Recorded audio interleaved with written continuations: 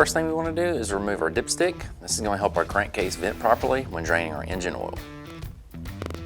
Up next, using the 17mm socket, we'll go ahead and remove the drain bolt and let the engine oil drain completely.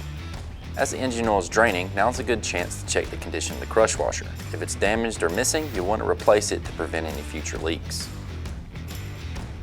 Next, we'll go ahead and reinstall our drain bolt, but this time we'll torque it to 18 foot-pounds.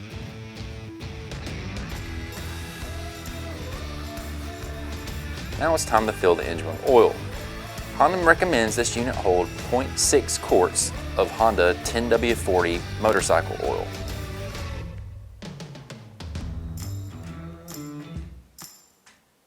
Now we'll reinstall our dipstick, thread it back in place.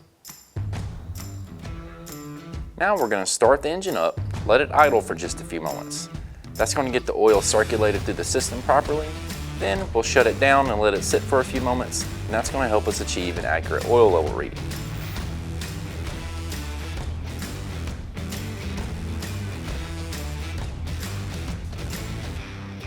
Now we'll remove the dipstick, wipe off the excess, and place it in top. Just sit it on top and lift it out to check our oil level. And that looks great, so let's hit the road.